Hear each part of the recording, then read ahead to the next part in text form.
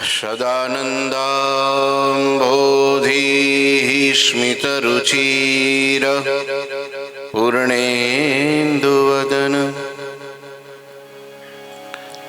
प्रफुल्लाम्भोजन्म छदशदश शुभाक्षियुगल कृपापारावार श्रीत सकल जीवाति सुखदो महान श्रेयो मूर्ति जयति सही नारायण मुनि गुरुर्ब्रह्मा गुरुर्विष्णु गुरुर्देवो महेश्वर गुरुः साक्षात् परं ब्रह्म तस्मै श्री गुरुवे नमः। ओम अवतारिणे श्री स्वामिनारायणाय नमो नमः। श्री घनश्यामाय नीलकंठाय सहजानंदाय च नमो नमः। हरे कृष्णाय परम ब्रह्मणे च नमो नमः। श्री सद्गुरु चरण कमलेभ्यो नमो नमः। बोलो श्री स्वामीनारायण भगवाननी, ઠાકોરજી મહારાજની। એક તો ખુલ્લું વાતાવરણ હોય ને એટલે અવાજ થોડો ઓછો સંભળાય, અને તમારી બાજુ સ્પીકર મોટા છે એટલે થોડુંક આમાંય મને ઓછું સંભળાય, એટલે તમારે થોડું વોલ્યુમ વધારો। અરવિંદભાઈ, તમારા અવાજ પ્રમાણે ને તમારા પેટ પ્રમાણે અવાજ એ પ્રમાણે આવવો પડે। શ્રી ઠાકોરજી મહારાજની। હા, હવે રણકારો આવ્યો થોડો। શ્રી ઘનશ્યામ મહારાજની, શ્રી સદગુરુદેવની, શ્રી 500 પરમહંસની। સર્વાવતારી આરાધ્ય ઇષ્ટદેવ ઠાકોરજી મહારાજ આપણી સમગ્ર મુક્તાનંદીય પરંપરાના સદગુરુશ્રીઓ, આપણા મોક્ષ પ્રદાતા પ્રાણ પ્યારા ગુરુજી, અહીંયા આદરણીય સંતો, પૂજ્ય ભગતજી ને તમે બધાય ભક્તો ભાવથી ફરીવાર જય શ્રી સ્વામિનારાયણ। આજે આ મુક્તમુનિ સભા મંગળવારની આપણી 134મી છે, અને આજે એમના યજમાન અમારે હરેશભાઈ, એમનો દીકરો ધાર્મિક, આપણો ખાસ લોયાધામ પરિવારનો એક, હવે તો યુવાન કહેવાય હો, કારણ કે આજે એમનો જન્મદિવસ 16 વર્ષ પૂરા થયા અને 17માં પ્રવેશ કર્યો છે। એકવાર એને તાલીઓથી આપણે વધાવીએ। આજે એમના તરફથી સભા છે, પ્રસાદ છે। તો આપણી સભા છેલ્લા આપણે વચનામૃતના દોર તરફ પ્રથમનું 4થું વચનામૃત વાંચ્યું હતું, અને આ વખતે પણ આપણે વચનામૃત ઉપર થોડું ધ્યાન કેન્દ્રિત કરવું છે। પહેલાં તો આંખ બંધ કરી ટટાર બેસી, હાથમાં માળા હોય તો માળા ચાલુ રાખી, ના હોય તો બંને હાથ ખોળામાં ચતા રાખી, થોડો ટેકો ઓછો લઈ અને સીધા બેસીએ, અને આપણને જે ગમતું ઠાકોરજી મહારાજનું સ્વરૂપ એને આપણા હૃદયમાં ધારી અને વચનામૃતનું પહેલાં પઠન કરવું છે। આપણે એ સાથે એક પાત્ર બનીને કે ભગવાનની સાથે હું પણ છું, ત્યાં સભાનો એક સભ્ય છું, એક મુક્ત છું, એવી ભાવનાથી આપણે વચનામૃતની આ કથામાં જોડાવાનું છે। સ્વામિનારાયણ હરે, સ્વામિનારાયણ હરે વચનામૃત ગઢડા પ્રથમ પ્રકરણનું 5મું છે, ધ્યાનના આગ્રહનું વચનામૃત। સંવંત 1876ના માગસર સુધી અષ્ટમીને દિવસ શ્રીજી મહારાજ શ્રી ગઢડા મધ્યે દાદા ખાચરના દરબારમાં વિરાજમાન હતા. સર્વશ્વેત વસ્ત્ર ધારણ કર્યા હતા અને પોતાના મુખારવિંદની આગળ પરમહંસ તથા દેશ દેશના હરિભક્તની સભા ભરાઈને બેઠી હતી. પછી શ્રીજી મહારાજ બોલ્યા છે, રાધિકાએ સહિત એવા જે શ્રી કૃષ્ણ ભગવાન તેનું ધ્યાન કરવું, અને ધ્યાન કરતાં મૂર્તિ હૃદયને વિશે ન દેખાય તો પણ ધ્યાન કરવું, પણ કાયર થઈને તે ધ્યાનને મૂકી દેવું નહીં. એવી રીતના જે આગ્રહવાળા છે તેની ઉપર ભગવાનની મોટી કૃપા થાય છે, અને એની ભક્તિએ કરીને ભગવાન એને વશ થઈ જાય છે. ઇતિ વચનામૃતમ. એવી રીતે ગઢડા પ્રથમ પ્રકરણનું 5મું વચનામૃત થયું. 1876 સાલનું આ વચનામૃત છે. બધા હવે આંખ ખોલી નાખજો. આપણને મહારાજનું સેજે સેજે ધ્યાન થાય એટલા માટે આ સંતોએ પરથારા લખ્યા છે, અને બરાબર આ વચનામૃત પણ ધ્યાનનું જ આવ્યું છે. કઠણમાં કઠણ સાધન હોય તો ધ્યાન છે. મહારાજ 1876 સાલમાં આઠમના દિવસે, માગસર મહિનો છે, સુદ પક્ષ છે, અને આઠમનો દિવસ છે, દાદા ખાચરના દરબારમાં બધાએ ધોળા કપડાં પહેરીને ભગવાન વિરાજમાન હતા, અને દેશ દેશના હરિભક્તો અને પરમહંસોની આગળ સભા થઈ હતી.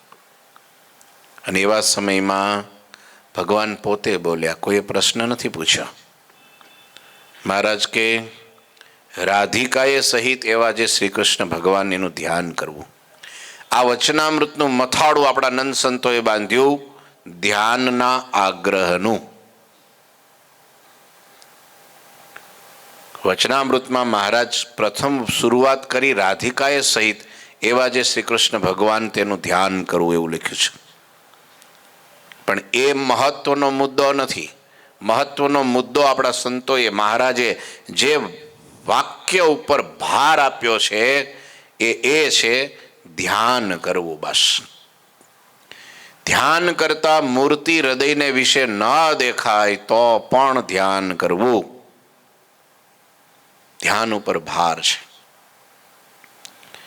આપણે બધાએ જાણીએ છીએ કે આપણા નંદ સંતોએ પ્રવર્તાવેલી જે રીત છે, આપણા ઈષ્ટદેવ સ્વામિનારાયણ ભગવાન છે.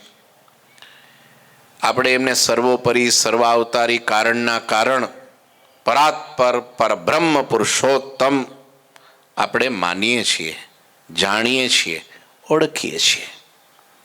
તો પછી મહારાજે રાધિકાએ સહિત એવા જે શ્રી કૃષ્ણ ભગવાન એનું ધ્યાન કરવાનું કેમ કીધું હશે? આ એક ચર્ચાનો મુદ્દો છે.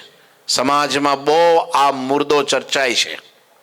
લોકો આના ઉપર બહુ પ્રશ્નો અને કોમેન્ટ કરે છે કે તમારા સ્વામિનારાયણ ભગવાન પણ એક ભક્ત હતા, તો તમે ક્યાંથી એને ભગવાન લઈને બેઠા? એમ તમે ક્યારથી આ બધું શરૂ કર્યું? એ પોતે જ ભક્ત સંત હતા એક, અને પોતે જ કૃષ્ણ ભગવાનનું ધ્યાન કરતા અને બીજાને કરાવતા. તો તમે એમનું ધ્યાન શું કરવા કરો છો? તમે એમને ભગવાન શું કરવા માનો છો? તમે એમની મૂર્તિ સિંહાસનમાં શા માટે પધરાવો છો? આવો એક પ્રશ્ન બહુ જ ચર્ચાય છે. લોકો આના ઉપર બહુ ખરાબ રીતે કોમેન્ટો પણ કરે છે. એક વાત તમને કહી દઉં, એ લોકો શિક્ષાપત્રીનું પણ વચન પહેલો શ્લોક આગળ લાવીને મૂકી દે. વામેયસ્ય સ્થિતા રાધા શ્રીશ્ચ યસ્યાસ્તિ વક્ષસી વૃંદાવનમ વિહારમ તમ શ્રી કૃષ્ણમ હૃદિ ચિંતયે. જેના વામ ભાગમાં રાધિકાજી છે, વામ ભાગની અંદર વક્ષ સ્થળમાં લક્ષ્મીજી છે, અને વૃંદાવનમાં વિહાર કરનારા કૃષ્ણનું હું હૃદયથી ધ્યાન કરું છું, હું ચિંતન કરું છું. તો પછી આપણે વાયા શું કામ પકડીએ? ડાયરેક્ટ ન પકડીએ ભાઈ. એ સંજયભાઈ એ જ પકડવા જોઈએ ને. લોકો આમાંથી શું કહે કે ભાઈ તમારા ભગવાન પણ આનું ધ્યાન કરતા હતા તો કૃષ્ણ ભગવાન સૌથી મોટા થયા, તમારા ભગવાન નાના થયા. એમ એકબીજાનું ધ્યાન કરવાથી કે સેવા કરવાથી કે હાથ જોડવાથી કોઈ નાના મોટા થઈ જતું નથી. અને એમ કહીએ તો રામાયણની કથામાં એવું લખ્યું છે કે ભોળાનાથ એમ કહેતા કે મારા ઈષ્ટદેવ શ્રી રામ છે, હું ધ્યાન રામનું કરું છું, હું એને મારા ઈષ્ટ માનું છું, હું એના નામનો જપ કરું છું. એની આખી રામાયણ પાર્વતીને સંભળાવે છે. આ કથા પ્રસિદ્ધ છે. તો એ જ રામ જ્યારે સીતાજીને લેવા માટે લંકામાં જાય છે ત્યારે સાગરને કાંઠે રામેશ્વર મહાદેવની સ્થાપના કરે અને એને પાછા પ્રતિષ્ઠા કરવા માટે રાવણને બોલાવે. વેદ મંત્રથી એની શિવજીની પ્રતિષ્ઠા કરી અને બે હાથ જોડી અને શિવજીની સ્તુતિ કરે છે. હવે તમે કોને ઈષ્ટદેવ કોના સમજશે? હવે આમાં બહુ ડખો થઈ ગયો. પેલા મોટા કે આ મોટા શું થયું બધું? રામ કહે છે કે હું શિવને માનું છું અને એ મારા ઈષ્ટદેવ, અને શિવ એમ કહે છે કે હું રામનું ધ્યાન કરું છું, એ મારા ઈષ્ટદેવ.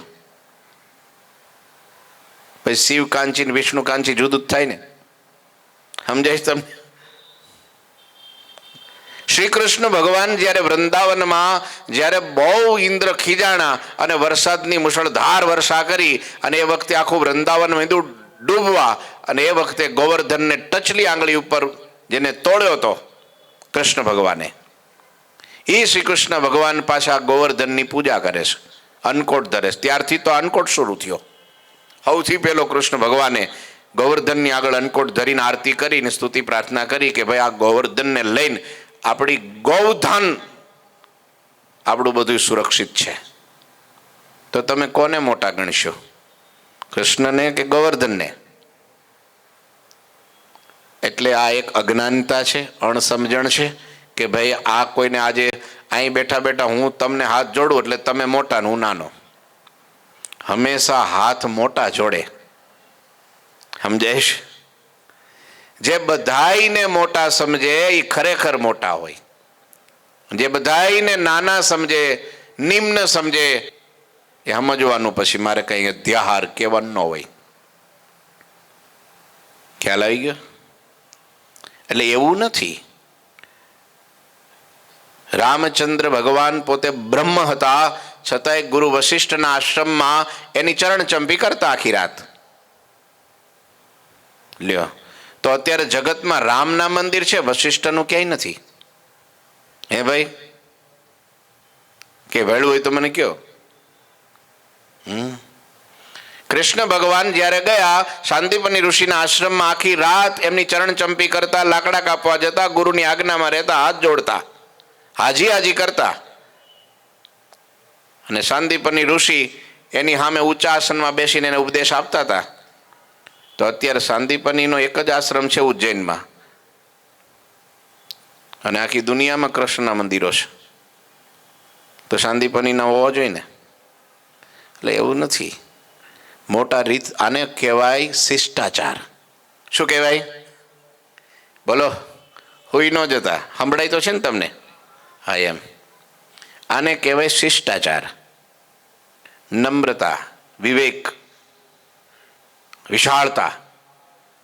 જે બધાને અપનાવી લે, પોતાની છાતીએ લગાડે, બધાને સાથે રાખે, રિસ્પેક્ટ ઓલ. આ ભગવાનનો એક શિષ્ટાચારનો મત છે. અને શિક્ષાપત્રી તો શિક્ષા છે, એ તો શિષ્ટાચારનો ગ્રંથ છે. ધર્મ ગ્રંથ કહેવાય ને. એ તો આપણને શીખવાડે, પોતે પૂજા કરે અને આપણને શીખવાડે કે જો આમ પૂજા કરાય. પોતે ધર્મ પાળે અને આપણને શીખવાડે જો આમ ધર્મ પડાય. પોતે ભક્તિ કરે અને આપણને શીખવાડે જો આમ ભક્તિ કરાય. પોતે ધ્યાન ધરે અને આપણને શીખવાડે કે જો આમ ધ્યાન કરાય. હું આમ કરું છું, તમે તમારા ઈષ્ટદેવની આમ ભક્તિ, આમ ધ્યાન અને આમ આજ્ઞા પાળજો. સમજાય? એટલે અહીંયા કીધું રાધિકાએ શ્રી કૃષ્ણનું ધ્યાન કરવું એટલે ધ્યાન જેના જે ઈષ્ટદેવ હોય એનું ધ્યાન કરવું. હું રામનો ભગત હોઉં તો મારે રામનું ધ્યાન કરવું. હનુમાનજીને તમે પૂછો કે ભાઈ તમને રામ સિવાય બીજું કાંઈ આવડે ખરું? તો ચોકડી માર દે. યુગ યુગોમાં બધા અવતારોની એમને સેવા કરી, પણ જપ એક રામ નામનો, ધ્યાન એક રામની મૂર્તિનું, દાસ તો એક રામના, દૂત તો એક રામના. આનું નામ પતિવ્રતાની ભક્તિ કહેવાય. આનું નામ સાચી નિષ્ઠા કહેવાય.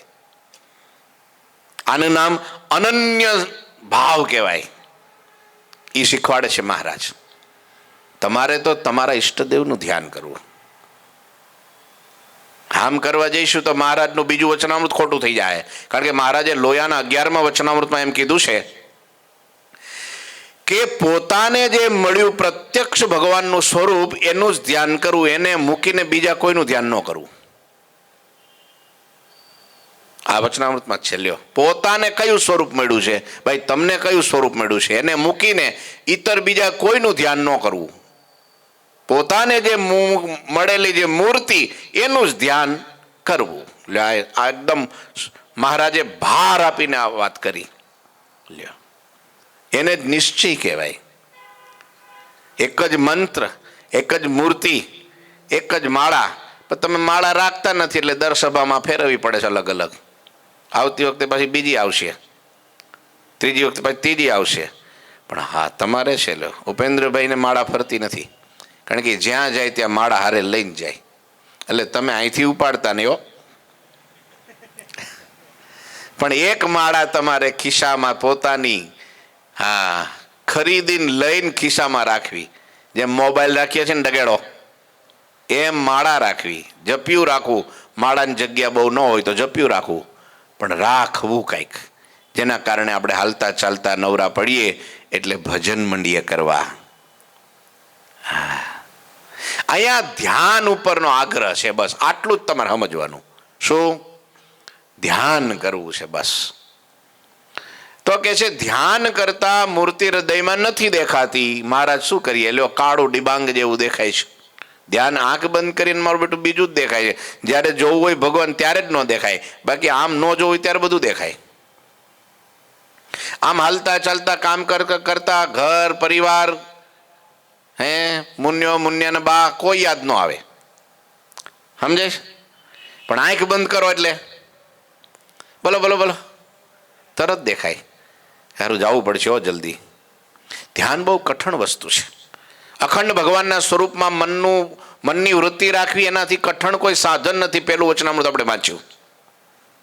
અઘરામાં અઘરું છે એટલે અહીંયા આગ્રહ. અને કઠણમાં કઠણ સાધન હોય ને અને અઘરામાં અઘરું કામ હોય ને, એ આગ્રહ કરીને કરવું પડે તો થાય, પ્રયત્ન કરીને કરવું પડે તો થાય. ઢીલું મૂકીને થાય કરશું તો ન થાય. સહેજે સહેલાઈથી થાય ને. જો સેવાનું અંગ કેવું છે? આપણે બધાની એક ભગવાનની કૃપા છે, એ હું કંઈ બીજું નથી કહેતો. પણ સેવાનું આવે ને એટલે કે હાલો હાલો તમ તાર હાલો, એ કેવું ન પડે ને ફટાફટ ચોંટી જાય. પણ કથામાં બેસવું હોય તો મારે બૂમ પાડવી પડે કે હવે થોડી વાર લાઇટ બંધ કરીને અહીંયા આવતા રહ્યો. એ થોડુંક અઘરું છે. એમાં આગ્રહ રાખવો પડે. પેલામાં આગ્રહ રાખવો પડે નહીં. એમાંય જો અહીંયા બેઠા હોય, હરખે હરખે લાઇટ ચાલુ હોય ને પવન સરસ આવતો હોય ને વચ્ચે બરાબર તડબું સુધારીને મૂક્યા હોય તો કલાક નીકળી જાય, 2 કલાક નીકળી જાય, 3 કલાક નીકળી જાય. એક બાજુ કુંભણિયા ગરમ ગરમ આવતા હોય ને બેહી ગયા હોય બધી બાજુ થાળીઓ નાખીને. એમાં આગ્રહ ન રાખવો પડે. આગ્રહ ક્યાં રાખવો પડે? કથામાં અને ધ્યાનમાં. હમણાં જો તમને હમણાં આંખ બંધ કરીને બેહાડ દો, મંડો ધ્યાન કરવા હાલો, તો ધીરે ધીરે ધીરે ધીરે ધીરે ધીરે આમ બોલે નહીં પણ અંદર અંદર અંદર અંદર બધું મંડે હાલવા, વંટોળીઓ મંડે ઉપાડવા. ધીરે ધીરે ધીરે એ વંટોળીઓ આખો આ હે ને 60 મણની કાયાને ઉપાડે. સમજે હું કહું છું? તો એ મારે ધ્યાન કરાવવું એ પાકું છે. કારણ કે ધ્યાનનું વચનામૃત છે ને એટલે કઠણ સાધન હોય, અઘરું કામ હોય, એ આગ્રહ કરીને કરવું પડે. પણ એનું ફળ બહુ જબરજસ્ત છે. ફળ શ્રુતિ શું? એ વચનામૃતમાં મહારાજ કે જો આગ્રહ રાખીને હૃદયમાં મૂર્તિ ના દેખાય તો પણ ધ્યાન કરવાથી શું થાય? ફળ શું? તો કે છે એવી રીતના જે આગ્રહવાળા છે એની ઉપર ભગવાનની બહુ મોટી કૃપા થાય છે. અને એની ભક્તિએ કરીને ભગવાન એને વશ થઈ જાય છે. બોલો, વશ કરવા માટે ધ્યાન તો કરવું જ પડે. અઘરું છે, નહીતર વશ ન થાય. વશ થઈ જાય પછી તમે કહો એમ ભગવાન કરે. ભગવાન કેમ તમારે નહીં કરવાનું. પછી કે ભગવાન પધારો, જમી લ્યો, હુઈ જાઓ, આવો અહીંયા, આમ તેમ બધું ભગવાન મંડે કરવા. એ વશ થયા કહેવાય. આધીન થઈ જાય.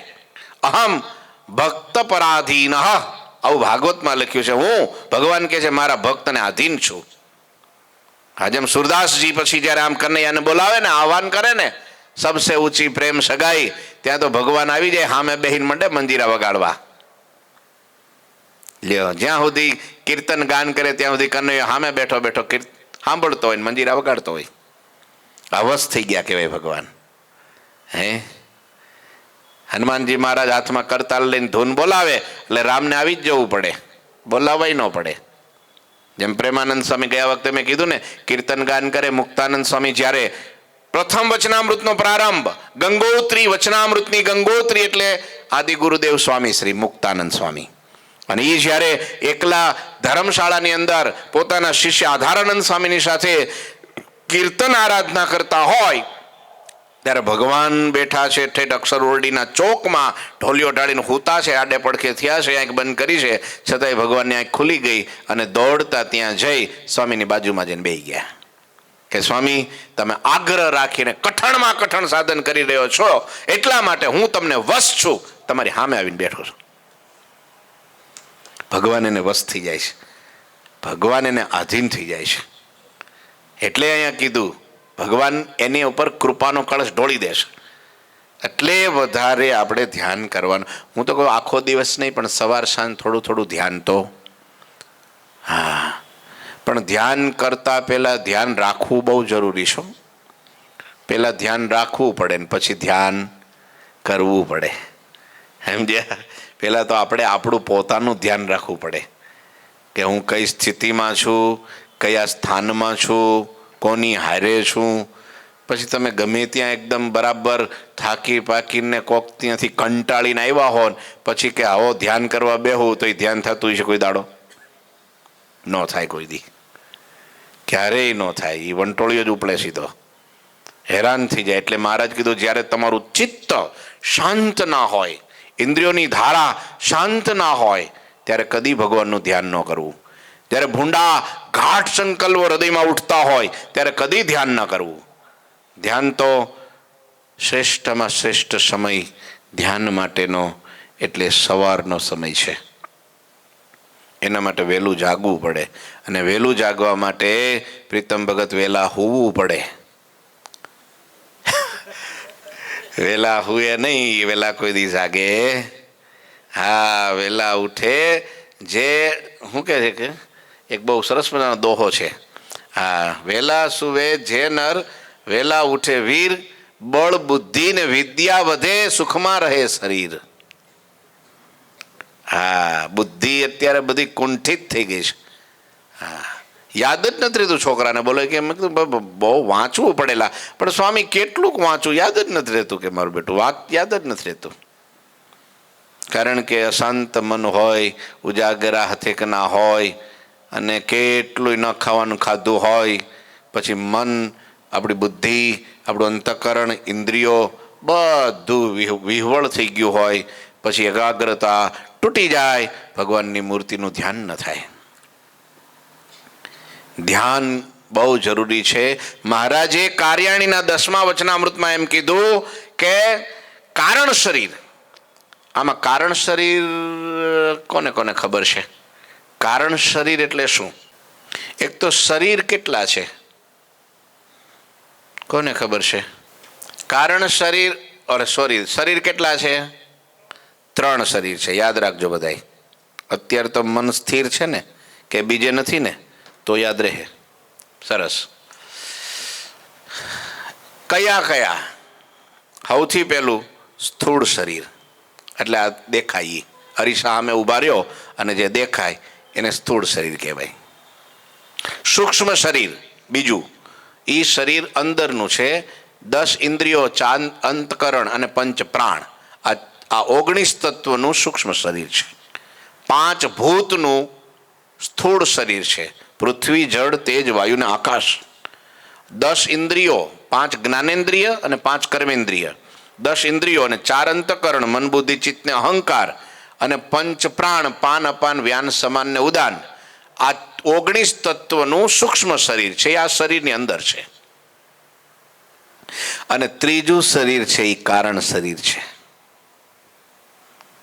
એ શરીરને કોઈ તત્વ નથી.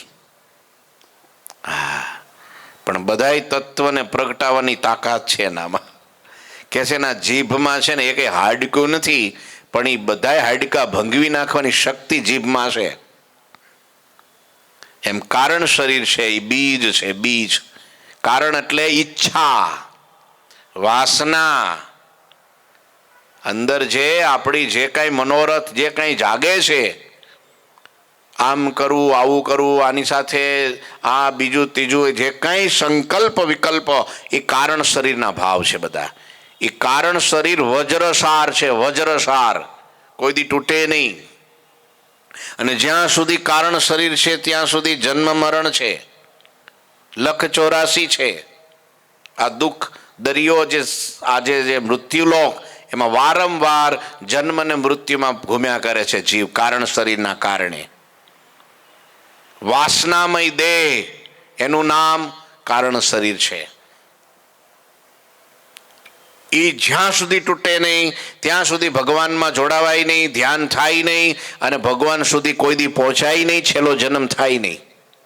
કારણ શરીરના કારણે જ બીજો જન્મ થાય છે આપણો. એ કારણ શરીર છે. બીજ વિના વડલો કોઈ દી થાય નહીં. એમાં કારણ શરીરના કારણે આ સ્થૂળ અને સૂક્ષ્મ શરીર છે, જેના કારણે આ ભવ ભટકણમાં ભમવું પડે છે.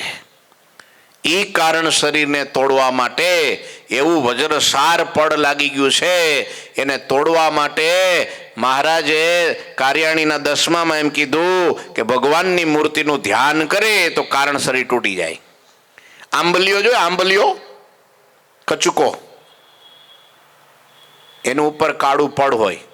આંબલિયાનું બી જોયું છે ને? એ પડને તમે ખાંડી નાખો ને, એ આંબલિયાને ખાંડીમાં નાખીને, તો એનું પડ છૂટું ન પડે. સાંભળો, પણ એ જ આંબલિયાને અગ્નિમાં ભઠ્ઠામાં નાખી દો, શેકાઈ જાય એટલે આમ અંગૂઠો આંગળી વચ્ચે આમ કરો ને એટલે પડ છૂટું પડી જાય.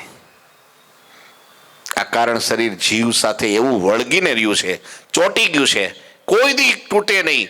પણ એને ધ્યાન રૂપી અગ્નિમાં એને મૂકી દો એટલે તરત એ પડ છૂટું પડી જાય અને જીવ મુક્ત થઈ જાય. આ કારણ શરીરે બાંધી રાખ્યું છે આપણને. એ તોડવું જ પડે. ભવસાગરમાંથી નીકળવા માટે, મુક્તિના માર્ગે ચાલવા માટે, ભગવાનને છતે દેહ મેળવવા માટે કારણ શરીર તૂટ્યા વગર, વાસના છૂટ્યા વગર ક્યારેય પણ છેલ્લો જન્મ થતો નથી. અને ઈ કાઢવા માટે મહારાજે ભાર આપ્યો ધ્યાનનો આગ્રહ રાખવો. સવારે છે ને વહેલા જાગવું. એક તો ટટ્ટાર બેસી જાઓ. સૌથી પહેલા ધ્યાન કરવા માટે મનને સ્થિર કરવું પડે, અને મનને સ્થિર કરવા માટે થોડાક પ્રાણાયામ કરવા પડે. યમ, નિયમ, આસન, પ્રાણાયામ, પ્રત્યાહાર, ધ્યાન. ધ્યાન પછી પહેલા ધારણા, પછી ધ્યાન, અને પછી સમાધિ. ધારણા અને સમાધિનો વચ્ચેનો જે ભાગ છે, વચ્ચેની જે પ્રક્રિયા છે, એનું નામ ધ્યાન છે. 8 અંગ કહેવાય, 8 અંગ. એના માટે મનને સ્થિર કરવા માટે સૌથી પહેલા પ્રાણાયામ કરવા પડે. ને પ્રાણાયામ કરતા પહેલા આસનને જીતવું પડે. એક આસને, આસન નીચે પાથરી અને એક આસન તમને સુખાસનમાં ફાવે, પદ્માસનમાં ફાવે, ગમે આસનમાં. બહુ બીજા બધી સૌથી સવાસનમાં ન જવું. બહુ સવાસનમાં ખબર પડે કે નહીં? ભાવેશ ભગત એ જોયા કરે મારી હામું, આ સ્વામી હું કે છે આ બધું. સવાસન સબ એટલે મળદાની જેમ હુઈ જવું, એ એક આસન છે. પણ એ આસનમાં કોઈ દી ધ્યાન ન થાય, એમાં ઊંઘી જ જાય પછી. એટલે એ આસન ન કરવું. હા, પદ્માસન સારું, સુખાસન પણ સારું. ટેકો બહુ લેવો નહીં, નહીતર પણ પાછું ધ્યાન બાજુમાં રહી જાય. સવારે પહેલાં તો સમયસર જાગવાનું શીખવું પડે. અમારે ને તમારે બધાની વાત છે, આમાં કંઈ હું કંઈ બાકાત નથી, આપણે બધાય ભેળા. પણ જો ભગવાનમાં જોડાવું છે અને ભગવાનને જેવી પોતાની મૂર્તિનું સુખ છે એવું સુખ તમારે ભગવાનનું લેવું હોય તો આ પ્રક્રિયા અપનાવી જ પડે. હા, થોડું વહેલું જાગવાનું રાખવું.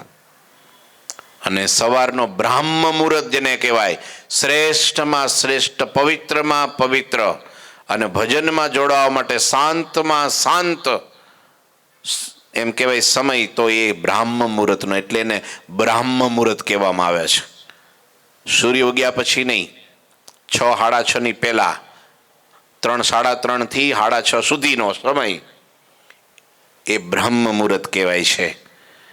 આ છોકરાઓ તમે જુઓ, ઘણીવાર સારા છોકરા, હોશિયાર છોકરા, બુદ્ધિશાળી છોકરાઓ, સ્થિર મનના છોકરાઓ વહેલા 4:30 વાગે, 3 વાગે જાગી જાય અને પછી નાહી ધોઈ અને પછી જે કંઈ પૂજા પાઠ કરીને વાંચવા બેસી જાય, એટલે સવારમાં બધું યાદ રહી જાય. સવારમાં તમને આમ મગજ શાંત હોય, વાતાવરણ શાંત હોય, બધો ઘોંઘાટ શાંત હોય, અને એ વખતે ભગવાનમાં મન તરત ચોંટી જાય. થોડા પ્રાણાયામ કરવાનું રાખવું. ગુરુજી બહુ ધ્યાનની પ્રક્રિયા શીખવાડે છે. શિક્ષાપત્રીમાં આ પ્રકરણ એક આવેલું છે. એમાં તમારે પ્રાણાયામ 5 પ્રાણાયામ ઓછામાં ઓછા કરવા. અનુલોમ વિલોમ, કપાલભાતિ, ભસ્રિકા. ભસ્રિકામાં નહીં ખબર હોય છે, તમે થોડું રામદેવ બાબાનું થોડું સાંભળતા રહ્યો, જોતા રહ્યો, એમાં કંઈ વાંધો નહીં, બહુ સારું શીખવાડે છે. આવું બધું જોવું જોઈએ. આપણે યુટ્યુબમાં નકામનું જાદુ જોઈ નાખીએ છીએ. આપણું શરીર સ્વસ્થ રહે. શરીર જો સ્વસ્થ રહે તો આપણું મન સ્વસ્થ રહે. જો શરીર સ્વસ્થ નથી તો મન કોઈ દી સ્વસ્થ ન રહે. અનેક પ્રકારની પીડા અને ઉપાધિ હોય, રોગ શરીરમાં હોય, પછી કે ધ્યાન કરો, હું ધૂળ ધ્યાન થાય? કંઈ ન થાય. પણ શરીર મજબૂત હોય, નિરોગી હોય, સ્વસ્થ હોય, માપનું હોય. માપમાં સમજો ને અમૃત ભગત,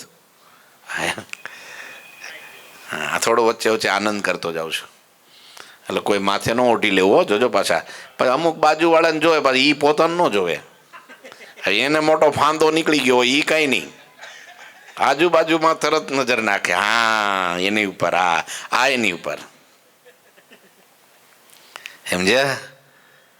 પ્રાણાયામ કરવાના. પ્રાણાયામ, ઊંડો શ્વાસ લેવાનો. કાંઈ એક જમણા નસકોરાથી શ્વાસ લેવાનો, તમારી શક્તિ હોય ત્યાં સુધી રોકી રાખવાનો, પછી ધીરે ધીરે ડાબા નસકોરે છોડવાનો, ધીરે છોડવાનો, આંચકો નહીં મારવાનો. હા, એવું નહીં કરવાનું બહુ. અને કપડાં બપડા બગડી જાય, સવારમાં બધું હરખું બ્રશ ન કર્યું હોય ને, એ તો આનંદ કરાવું છું જો પાછા. તો ધીરે ધીરે છોડવાનો, ધીરે ધીરે ડાબા નસકોરે લેવાનો, પાછો ભરી રાખવાનો. આનાથી શું થાય? તમારું નજર પ્રાણવાયુ તરફ જતી રહે. એ વખતે તમારો શ્વાસ અંદર જતો હોય, બહાર આવતો હોય, તમારી નજર ત્યાં જ રાખવી.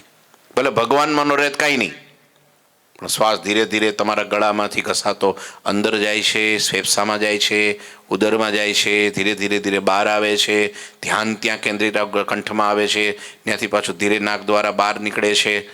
એટલે તમારું મન શાંત થઈ જશે. ખાલી 2 કે 5 મિનિટ કરજો, પછી ધ્યાન કરજો. એટલે મજા ન આવે તો કહેજો. પછી મૂર્તિનું ધ્યાન કરવું, આગ્રહ રાખીને ધ્યાન કરવું, જેના કારણે એટલું બધું સુખ આવ્યા કરશે, તમને મજા આવ્યા કરશે કે મારા બેટા આ તો આટલા વર્ષો મારા પાણીમાં ગયા, આ વહેલું કેમ ન શીખ્યો? તમને ખુદને એમ થવા મળશે. જોજો, અત્યારે તમને કંટાળો આવે, અત્યારે તમે કામ કરો ને મહિનો, અને બહુ તમારી પાસે કામ કરાવે ને કોઈ શેઠ, મોટા બાચકા ઉપડાવે ને મોટું બધું ખોદાવે ને આ તે કરે ને તે કરાવે ને બધું, બહુ પરસેવો રેબજેબ ને શરીર દુખવા માંડે ને, કેળ દુખવા માંડે ને, પગ દુખવા માંડે ને. પણ પછી જ્યારે એનો મહિનો પૂરો થાય અને હાથમાં પેલી થોકડી આપે, પછી કેવું લાગે? બોલો બોલો બોલો બોલો. હે, હા, અમારે બેઠા ભીખાભાઈ, લ્યો ઘેરે કેટલી મહેનત કરી અને મઠો બનાવે, જબરજસ્ત બનાવે મઠો સારો. અને પછી એવી મહેનત કરી હોય ને ડબ્બા ભરી ભરીને અહીં લઈ આવે. પછી 1 મહિનો પૂરો થાય ને પછી જ્યારે એમ કે ભાઈ કેટલા થયા, કેટલા થયા, ને પછી હાથમાં પકડાવો તો ભીખાભાઈને આનંદ બહુ થાય. હા, હવે સ્વામી બરાબર હો, સમજાય છે ને? આ તો એક એક્ઝામ્પલ આપું છું. એમ અત્યારે તમે આગ્રહ રાખીને જ્યારે ભગવાનની મૂર્તિનું ધ્યાન ધીરે ધીરે ધીરે ધીરે પગથિયા પ્રમાણે ચડવું, સીધો આમ કૂદકો ન મારવો, નહીંતર હાડકા ભાંગે. આ વિષય એવો છે. Step by. અને સૌથી વધારે તમને કહું તોય તમે હું અહીં કહીશ ને એટલે કાલે ભૂલી જવાના, કાલ ભૂલી જવાના. પણ પછી સંતો પાસે બેસીને થોડું ધ્યાનની લટક શીખી લેવી. હા, સંતો ધ્યાન કરતા હોય, તમે કેવી રીતના કરો છો? તો બહુ સુખ આવ્યા કરે છે. કંટાળો આવે ને પછી ઊંઘ ચડે, સુખ ન આવે પછી. એ ધ્યાનનું વચનામૃત છે. ધ્યાન કરશો ને 5 મિનિટ કરશો ને તો મારી કથા સાર્થક. કેટલી વાર? 5 10 મિનિટ રાખું છે કે 5? 5 બરાબર છે કે છે, બહુ વધારે નહીં. હાથ એટલે આ પર નવો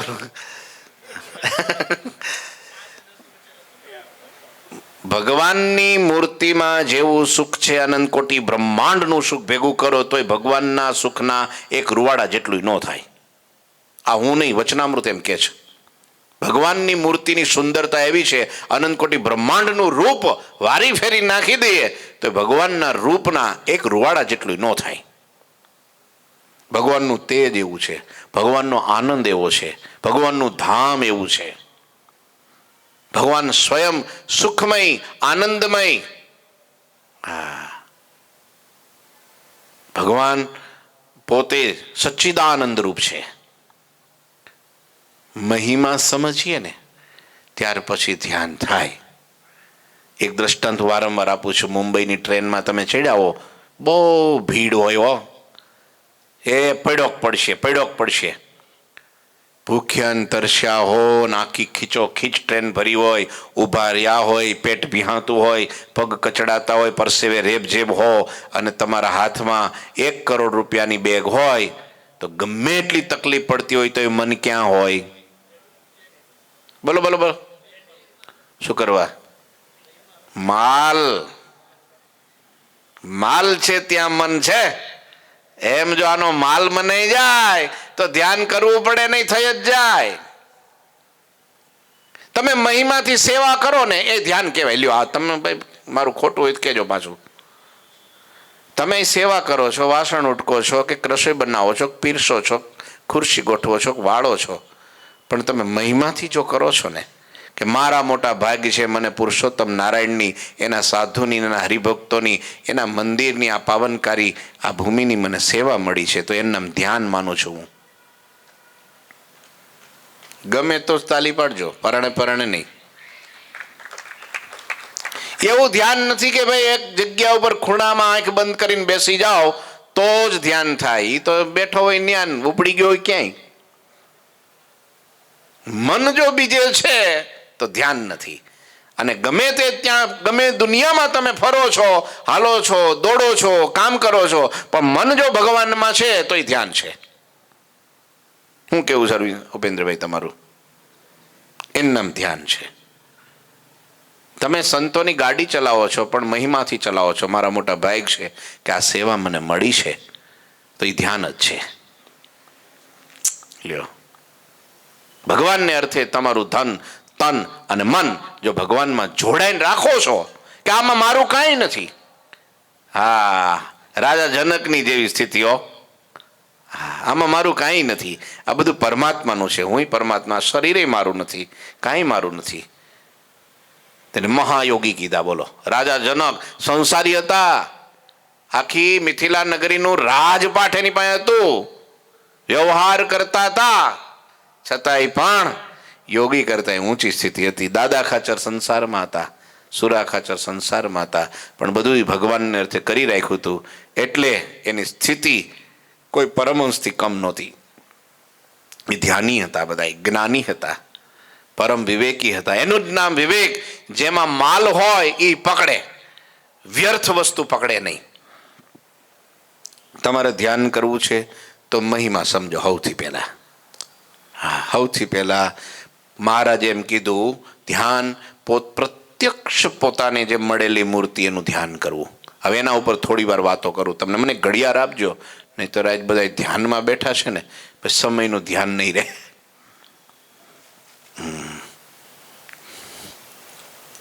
કેટલા વાગ્યા એ ખાલી કહી દો ને એટલે મને અનુસંધાન રહે. ઓહો, હવે કથામાં ખાલી 5 મિનિટની વાર છે, પણ અડધો કલાક લઉં તો વાંધો નહીં ને. હે વાંધો એમ કહેશો? વિષય સારો છે, આવતી સભામાં આ પાછો વિષય લઈશું. પોતાને મળેલું પ્રત્યક્ષ ભગવાનનું સ્વરૂપ એનું ધ્યાન કરવું, એનો નિશ્ચય. પ્રથમનું વચનામૃત 9મું એમાં કીધું છે કે જેને પ્રત્યક્ષ ભગવાનની મૂર્તિનો નિશ્ચય હોય, સાંભળજો, એની ભક્તિ કરતો હોય, એના દર્શન પણ કરતો હોય, છતાંય જ્યાં સુધી મને વૈકુંઠ ગોલોકાદિક જે ભગવાનના ધામ છે અને ધામમાં જે ભગવાનનું તેજોમય સ્વરૂપ છે એ સ્વરૂપના મને દર્શન નથી થયા, ત્યાં સુધી મારું પરિપૂર્ણ કલ્યાણ નથી થયું. આવું જે સમજતો હોય એના મોઢાની કદીક વાત ન સાંભળવી. હવે તમને હું એક પ્રશ્ન પૂછું છું કે પ્રત્યક્ષ ભગવાનનો નિશ્ચય હોય, એના દર્શન કરતો હોય અને એની ભક્તિ કરતો હોય અને એને ભગવાનના અક્ષરધામના મૂળ સ્વરૂપ પર સ્વરૂપ એના દર્શનની ઈચ્છા રહે, તો એના મોઢાની વાત સાંભળવાની કેમ ના પાડી મારે મહારાજે? ધવેશભાઈ, એમાં તે વળી શું પાપ થઈ ગયું કે ભગવાને ના પાડી દીધી, એના મોઢાની વાત ન સાંભળતા તમે? હે બે ત્રણ ઠેકાણે મન રહે ના, એને તો પર સ્વરૂપ જે ભગવાનનું અક્ષરધામનું સ્વરૂપ છે એ તેજોમય સ્વરૂપના મને દર્શન નથી થયા, ત્યાં સુધી મારું પરિપૂર્ણ કલ્યાણ નથી થયું. આવું જે માને છે એના મોઢાની વાત કદી સાંભળવી નહીં, આવું કીધું મહારાજે. તો ભગવાનના દર્શનની ઈચ્છા રાખવી અને એ પર સ્વરૂપ અક્ષરધામનું મૂળ સ્વરૂપ એના દર્શનની ઈચ્છા રાખવી, એમાં શું ખોટું છે? હે ભાઈ, મુમુક્ષુ હોય ને થાય જ ને, એવું ન થાય? મહારાજે એટલા માટે કીધું, સાંભળજો, પૃથ્વી ઉપર પ્રત્યક્ષ ભગવાનનું સ્વરૂપ મને તમને મળ્યું છે, સાંભળજો, છતાંય અક્ષરધામનું જે મૂળ સ્વરૂપ છે એના દર્શનની ઈચ્છા રાખે છે અને એ ન થાય ત્યાં સુધી એનું પોતાનું કલ્યાણ નથી માનતો. એનો અર્થ એ છે કે પ્રત્યક્ષ જે મળ્યું છે સ્વરૂપ એને ગૌણ છે, એ બે જુદા સમજે છે. પ્રત્યક્ષ મનુષ્ય આકારે સ્વરૂપ છે કે પછી પ્રતિમા રૂપે સ્વરૂપ છે, એ અને અક્ષરધામનું મૂળ સ્વરૂપ આ બે એક છે. એમાં નામાં રોમ માત્રનો ફેર નથી, સાંભળજો, એક રોમ માત્રનો ફેર નથી. જેવું ઐશ્વર્ય પ્રતાપ તેજ બળ જે કંઈ છે ગુણો એ બધા જ પ્રત્યક્ષ જે આ પૃથ્વી લોક ઉપર મનુષ્ય આકારે હોય કે પ્રતિમા રૂપે હોય એમાં બધું જ છે, કાંઈ કમી નથી. એનો અર્થ કે મને એ નથી થયું ત્યાં સુધી હું પરિપૂર્ણ કલ્યાણ, એટલે પરિપૂર્ણ કલ્યાણ એટલે શું? આત્યંતિક મોક્ષ, ધ લાસ્ટ ડેસ્ટિનેશન, ભગવાનનું દિવ્ય ધામ, અક્ષરધામની પ્રાપ્તિ, છેલ્લો જન્મ, એને કહેવાય આત્યંતિક મોક્ષ, આત્યંતિક કલ્યાણ, પરિપૂર્ણ કલ્યાણ. હવે એનો અર્થ એ જ થયો સીધો.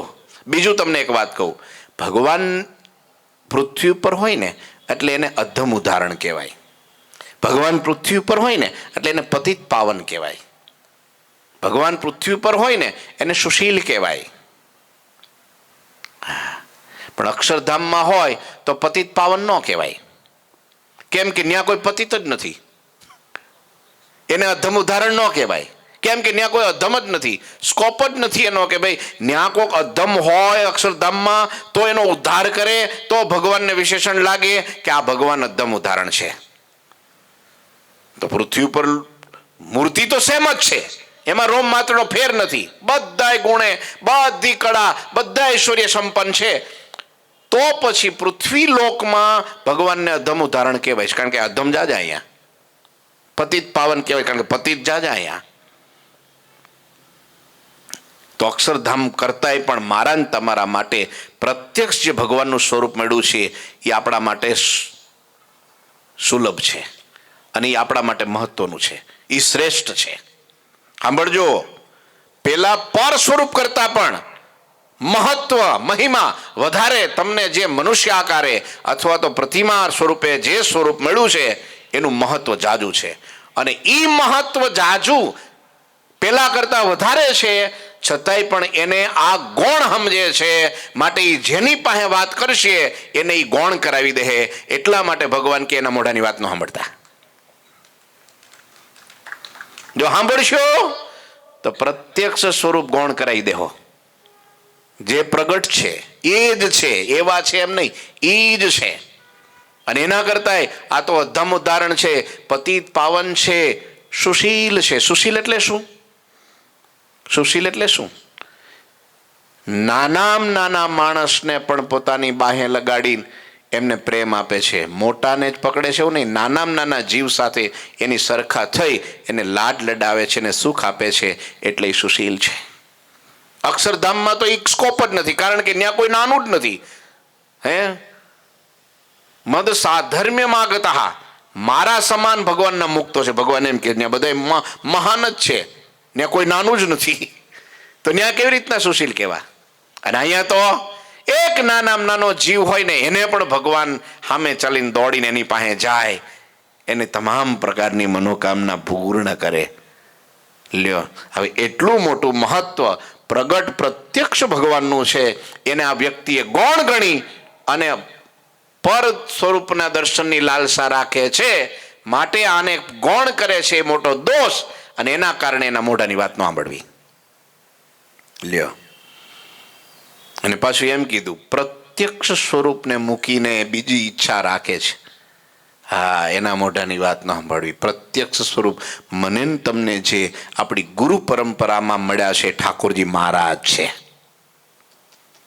સાંભળજો તમે, વેરીફાઈ કરેલું સ્વરૂપ છે. સ્વયં શ્રીજી મહારાજે આપેલું સ્વરૂપ છે. તમને કયું સ્વરૂપ મળ્યું છે, બસ ઈ સ્વરૂપનું ધ્યાન મૂકી બીજે ફાફા મારે છે, એ ખોટે માર્ગે છે. હા, જેને જે સ્વરૂપ મળ્યું હોય, કોઈ રામના ભક્તને રામનું મળ્યું, કૃષ્ણના ભક્તને કૃષ્ણનું મળ્યું હોય, કોઈ જેને જેને ગુરુ પરંપરા પ્રમાણે પ્રાપ્ત થયેલું સ્વરૂપ હોય એને મળ્યું હોય. મને તમને જે પ્રત્યે એને મૂકીને જે ઈચ્છા રાખે છે, તો એને એ સ્વરૂપનું પછી સુખ નથી આવતું. કારણ કે એમાં નામાં રોમ માત્રનો ભેદ નથી, એ પાક્કું છે. મહારાજે એટલા માટે એ વચનામૃત 9માં પણ ભાર આપ્યો કે પ્રત્યક્ષ ભગવાનનું સ્વરૂપ, પ્રત્યક્ષ તમારી આંખ સામે તમને જે મળ્યું છે, તમારા સદગુરુએ તમને જે આપેલું છે, પરંપરામાં પૂજાયેલું છે, વેરીફાઈ કરેલું પરમાત્માનું સ્વરૂપ, એ સ્વરૂપ ધ્યાન કરવા યોગ્ય છે, ઉપાસના કરવા યોગ્ય છે, નિશ્ચય કરવા યોગ્ય છે. એ મુક્તિનું અસાધારણ, સુખનું અસાધારણ કારણ છે. માટે વાલા ભક્તો, આપણને આપણા અહોભાગ્ય છે, આપણને ભગવાન પરમાત્મા પ્રત્યક્ષ સ્વરૂપે મળ્યા છે. આપણે એનું ધ્યાન કરીએ, આપણે એનું ભજન કરીએ, એમનું સ્મરણ કરીએ, એનું ચિંતન કરીએ. આ વચનામૃતમાં ધ્યાનનો આગ્રહ, અને જો એવી રીતનો આજે તમને કહું, જે આવી રીતનો આગ્રહ રાખીને જેટલા જેટલા દેશમાં ને વિદેશમાં ધ્યાન કરે છે, એક સદગુરુના વચને તમે તમારી જાતે કરો અને સદગુરુના વચને કરો, આકાશ પાતાળનો ફેર પડી જાય. સમજાય તમને?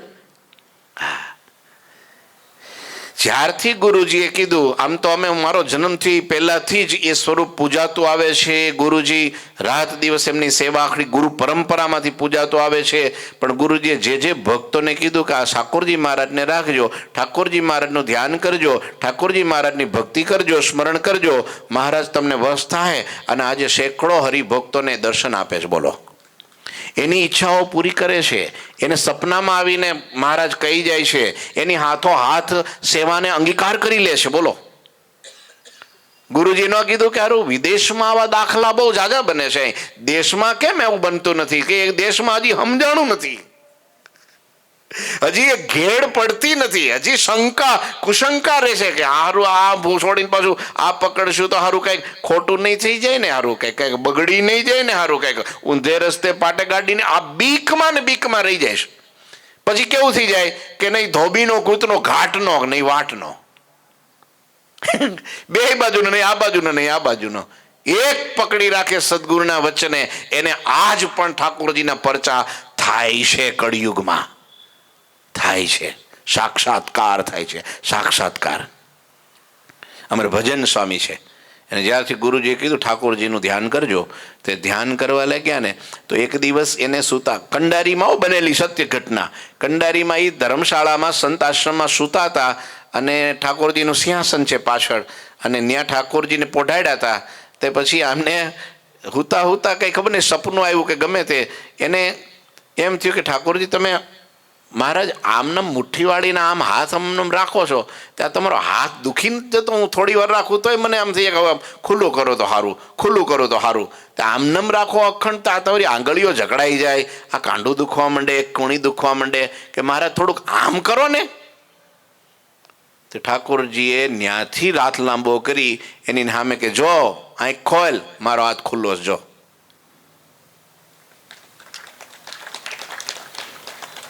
બોલો, કેટલાય ને એવા કે એક કેનેડાની અંદર શું નામ છે આપણે ચીમન કાકાના જમાઈ ચિંતન ભગત, નવા સત્સંગી થયેલા, એમના ઘરનાને તો હજી સત્સંગ નહોતો એ વખતે, ત્યારે આ ત્યાં કે હાલો કે આપણે ન્યૂજર્સી દશાબ્દી મહોત્સવમાં ગુરુજીનું આમંત્રણ છે જવાનું. તો આ કે ના મારે નથી આવવું, તમે જાઓ. તો કે ના હવે અહીં એકલા તમારે રહેવાય નહીં, ત્યાં તમારી વ્યવસ્થા કરી દઈશું રહેવાની બધી, તમે હાલો. પરાણે એને લઈ ગયા, ના છૂટકે. પછી ત્યાં સભામાં ગુરુજીએ સંતોએ ઠાકોરજીનો મહિમા ગાયો. યાદ રાખો, બીજી એક વાત તમને વચ્ચે કહી દઉં. હા, નિશ્ચયની વાત થોડી અટપટી છે. નિશ્ચય માટે 3 મુદ્દા અવશ્ય જોઈએ. એક, પર સ્વરૂપ જે છે ભગવાનનું, જે ભગવાનના ધામમાં બિરાજે છે, જેને મૂળ સ્વરૂપ કહેવાય છે, એ મૂળ સ્વરૂપનો મહિમા હોવો જોઈએ. એ મૂળ સ્વરૂપનું જ્ઞાન કાં શાસ્ત્રમાંથી થાય અને કાં સમાધિ થાય તો થાય. સમાધિમાંથી બ્રહ્મરંધ્રમાંથી આત્મા નીકળે અને પરમાત્મામાં તાર લાગે અને એને દેખાવા લાગે, જેમ સમાધિમાં ભગવાનના મૂળ સ્વરૂપના દર્શન થાય, પછી એનો મહિમા થાય. અને કાં શાસ્ત્ર દ્વારા કોઈ સદગુરુને તમે સામે બેહીને સાંભળો, શાસ્ત્રમાં લખેલું હોય પણ એ પાછું જાતે વાંચો તો ન સમજાય. વચનામૃત મહારાજે મધ્યના 9માં કીધું, સત્પુરુષ પ્રગટ થાય છે ત્યારે શાસ્ત્રમાં તો વાત લખી રાખી હોય, પણ એ પ્રગટ થાય ત્યારે એ કે ત્યારે આપણને વાત સમજાય છે. ગુરુ વિના જ્ઞાન નહીં. મહિમા સમજવા માટે આ જોઈએ. બીજું, ધરતી ઉપર જે પ્રત્યક્ષ મને તમને જે અર્ચા સ્વરૂપ, મૂર્તિ સ્વરૂપ, પ્રતિમા સ્વરૂપ જે મળ્યું છે, એ સ્વરૂપ, હા, એનો પરિચય તમને મને હોવો જોઈએ કે આ સ્વરૂપ કયું છે, આ ક્યાંથી આવ્યું છે, એનો શું મહિમા છે, એનો ખાસ પરિચય હોવો જોઈએ. કે ભગવાન શ્રી હરિએ પ્રત્યેક જ્યારે મૂર્તિમાન ધરતી પર મનુષ્ય ધારણ કરીને જ્યારે પધાર્યા હતા, એ વખતે સ્વયં પોતાના ગુરુ મુક્તાનંદ સ્વામીને પોતાનું સ્વરૂપ પૂજવા માટે આપેલું કે આ સ્વરૂપની પૂજા કરજો, આમાં રહીને હું તમારી તમામ મનોકામના પૂર્ણ કરીશ અને પ્રત્યક્ષ તમને દર્શનનું સુખ આપીશ. અને એ આપણી ગુરુ પરંપરામાં પરંપરાગત પૂજાવતું આવતું આ પરિચય કહેવાય. ત્યાર પછીનો મહિમા. અને બીજું, ત્રીજી વાત કે એ સ્વરૂપ છે અને એ સ્વરૂપ છે બે એક છે. આમ જ્યારે સમજાય ને ત્યારે નિશ્ચય લોઢા જેવો થઈ જાય, વજ્ર જેવો થઈ જાય. પછી કોઈની તાકાત નહીં તમારો નિશ્ચય તોડાવી શકે. ગમે તેવી જેવી તેવી એલફેલ વાતો સાંભળી તમારો નિશ્ચય હૃદયમાંથી કોઈ દી જાય નહીં. ભાઈ પેલા કાનદાસ, શું કહેવાય, બુવાના ને કાનદાસ પટેલ જેવું થાય કે જે સંતે નિશ્ચય કરાવ્યો તો એ પાછા કહેવા ગયા કે ભાઈ મેં તને વાત કરી હતી, ખોટી હતી, ખરેખર સ્વામિનારાયણ ભગવાન નથી. ત્યારે પેલા એક ઘરમાંથી પરોણો કાઢ્યો કે હવે અહીંથી મારા ખેતરમાંથી બહાર વહી જાવ, નહીં તો તમારો ટકો રંગી નાખીશ. જેને નિશ્ચય કરાયો એ તોડાવ આવે તો પણ તૂટે નહીં, પોતાનું મન આવે તો પણ તૂટે નહીં, સ્વયં પરમાત્મા આવે ધરતી ઉપર અને એમ કે હું ભગવાન નથી તો પણ એનો નિશ્ચય હૃદયમાંથી કોઈ દી જાય નહીં. આનું નામ નિશ્ચય કહેવાય. મહારાજે સંતોને કીધું, સંતો, કૃષ્ણ રૂપે તો કૃષ્ણ ભગવાને કંસને માર્યો ને ગોવર્ધન તોડ્યો, રામે રાવણને માર્યો અને કઈ એવા અસુરોનો સંહાર કરીને ધર્મની સ્થાપના કરી. કોઈએ હિરણ્યકશ્યપને માર્યો તો હિરણાક્ષને કોઈએ માર્યો, કોઈએ જરાસંઘને માર્યો, કોઈને આને માર્યો, ને આટલા મોટા મોટા કામ કર્યા, આમ કર્યું, તેમ કર્યું. અમે એ માયલું કાંઈ કર્યું નથી તોય તમે મને ભગવાન શું કામ માનો છો? ભક્તિ ચિંતામણીમાં કથા આવે છે, તમે મને ભગવાન શું કામ માનો છો? અને એ વખતે ભગવાન સંતો કે છે મહારાજ, પવન એમ કે હું પવન નથી તો કોઈ માને, અગ્નિ એમ કે હું અગ્નિ નથી કોઈ માને, સૂર્ય એમ કે હું સૂર્ય નથી તો કોઈ માને, એમ તમે એમ કહો કે હું ભગવાન નથી તો અમે ન માનીએ. મહારાજ, તમે કામ ક્રોધાદિક અંત શત્રુઓને મારી નાખ્યા છે. જે રાવણને પરેશાન કરતો હતો, એ રાવણ કરતા એ મોટો દુશ્મન હતો, કામ નામનો દુશ્મન, એને તમે મારી નાખ્યો છે. રાવણ મારવો હેલો, અંદર બેઠેલો અંતઃશત્રુ મારવો અઘરો, અને અંતઃશત્રુને તમે હણી નાખ્યા છે. અને તમે અનાદિ મુક્તની પંક્તિમાં સામાન્ય જીવને પણ ભેળવી દીધા છે. માટે તમે આહા અમારા ઈષ્ટદેવ છો. ખ્યાલ આવ્યો તમને? બધાય ભગવાન છે, હા, બધાને આદર આપો, પણ મને તમને પ્રત્યક્ષ સ્વરૂપ મળ્યું છે એનો નિશ્ચય, એનો મહિમા સમજાય તે દિવસે યાદ રાખો, ધ્યાન કરવું પડશે નહીં, આપોઆપ ધ્યાન થવા માંડશે. આગે ધંધા પીછે ધંધા, ઉપર નીચે આગે પીછે સબ ધંધા, અને ધંધા મધ્ય ધ્યાન લગાવે સો સાહેબ કા બંદા. પછી ઘણા નવરા પડીએ તો ભજન કરશું, નવરા પડીએ તો ધ્યાન કરશું. એ ધ્યાનમાં કાંઈ મજા નહીં, થાય નહીં. લે ન કરવા થાય કરવું હોય તો. નવરાશ મળતી નથી, નવરાશ કાઢવી પડે છે. સમય કોઈને મને તમને મળતો નથી, સમય કાઢવો પડે છે. કાઢવો તો નીકળે 100%, એમાં પાકું છે. આ તમે 8 કલાક 9 કલાક 10 કલાક ઊંઘતા હો તો 6 કલાક કરી નાખો, લે નીકળો. આ તમે જમવામાં અડધો કલાક કરતા હો, 20 મિનિટમાં જમી નાખો તો એ 10 મિનિટ વહીથી લો. નીકળે કે ન નીકળે?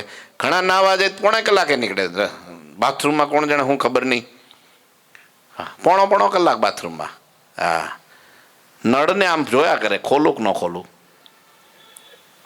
કારણ કે એમ જોયા કરે નળ જ છે ને પાછો, ક્યાં કંઈક બીજું છે. લ્યો, અરીસા અમે ઊભા રહી જાય તો ઊભા જ રહી જાય. પછી હા, પથારીમાં પડ્યા તો પડ્યા, કાંઈ ઊંઘ ન આવતી હોય તોય ઘણા પડ્યા હોય. તમારામાં કોઈ નથી, મને ખબર છે. હા, હવે એમને સોફામાં પડ્યા હોય તો પછી એમને આમ ઊંઘ આવી ગઈ હોય ને પડ્યા હોય તો બરાબર છે, પણ એમને આડા પડ્યા હોય, ઊંઘ કાંઈ ન હોય. આળસ શું, પ્રમાદ શું, હવે પછી કે ટાઈમ જ નથી, ટાઈમ જ નથી. ટાઈમ તો નીકળે છે, 100% નીકળે, ભલભલા નીકળે. તમારે મને શું કાઢવો હોય તો કાં હવે ઊંઘી ન જતા, હવે ટાઈમ ઓવર જાય છે. વાલા ભક્તો, કાલ સવારથી થોડું ધ્યાન કરવાનો આગ્રહ રાખજો. આપણા લોયાધામ પરિવારના જો હરિભક્તોમાં ધ્યાનનું અંગ ન હોય તો એ સત્સંગ કાચો ગણાય. હા, પછી રોજ તો તમને લોઢા તોડવા કેટલાક બેહાડવા, પથરા ઉચકાવા ઘડી, પછી તો અહીંથી શરૂ કરીએ કે હાલો હવે આ બ્લોક કાઢીને નવા બેહાડીએ.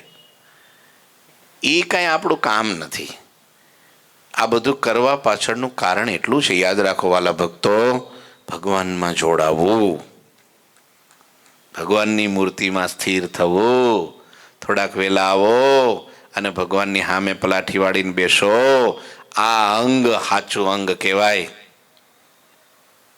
અને એવું કરવા છતાં જો કંટાળો આવે તો હજી અંદર ઘણી બધી કસર પડી છે મારે ને તમારે.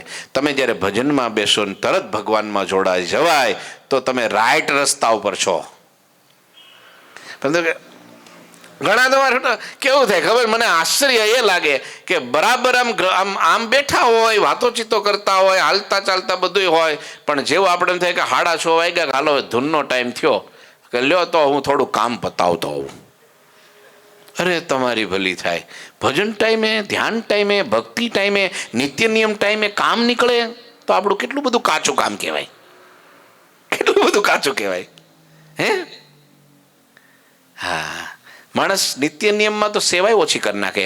એટલે રહોડાવાળા નથી કહેતો બાપા, જોજો તમે તો કરજો ને, તમારા રાહે બીજા 200 માણા બેઠા હોય અને એ તો ભક્તિ જ કરે છે. હા, મેં જોયું ઘણી વાર, હું આ હરિભક્તો મને વાત કરતા હોય ને, રસોડામાં કામ કરતા હોય કે જો કોઈ માણસો જમવાવાળા આવવામાં લેટ થયા હોય તો બહેનો ભાઈઓ જે કોઈ હોય, અમારા દાદા મનજીભાઈ હોય, અમારા દાદા જયંતિ દાદા હોય, કે પછી પરસોત્તમ દાદા હોય, કે બીજા અમારે પેલા ક્યાં ગયા અહીં છે કે નહીં, રસિક દાદા, છે દાદા હોઈ ગયા લાગે છે, આખો દાડો એમને સેવા બહુ. લો એ લોકોને કેવું અંગ તમે કહો કે ભાઈ આ લોકોને જમવાનું થોડું મોડું થાય ને તૈયાર થઈ ગયું છે તો બધા નિત્ય નિયમમાં બેસી જાય, ચેષ્ટામાં બેસી જાય, ધૂનમાં બેસી જાય, આરતીમાં સ્તુતિમાં બેસી જાય. બોલો. અને અમુક ભલભલા અમુક તો મારે નામ ન કહેવાય, નહીંતર એ દરવાજાને બહાર વ્યા જાય. દરવાજા બહાર ન જવાય. તરત એમ થાય હાલો આરતીનો ટાઈમ છે તો તરત હાથ પગે ભલે ને ગમે એમ હોય તો ભગવાનની આરતીમાં ઊભા રહી જાય. આ અંગ સાચું અંગ કહેવાય. દોટ કાઢી આપણે બધાએ, પણ એ છે ને આપણું ભવિષ્ય ઉજળું આના માટે. ભજન ભક્તિનો માહોલ બને, કથા વાર્તાનો માહોલ બને, ધ્યાન કીર્તનનો માહોલ બને, એના મંદિર કહેવાય. પછી વાડીમાં મંદિરમાં કાંઈ ફેર ન રહે. પછી સમજાય છે ને તમને?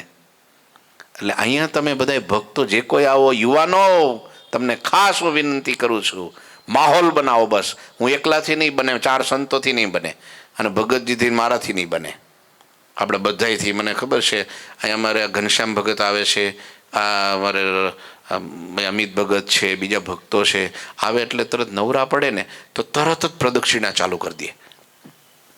હાથમાં માળા, નિયમ એનું ચાલુ જ હોય. મને તો ઘણી વાર કે હું બોલાવું ને, ક્યાં છો કે પ્રદક્ષિણા કરું છું, કે બહાર જવાનું છે તો કે સ્વામી તમે કહો તો નિયમ પૂરા કરીને આવું, નહીંતર વહેલો આવું. અને નાના નિયમ કરી લ્યો.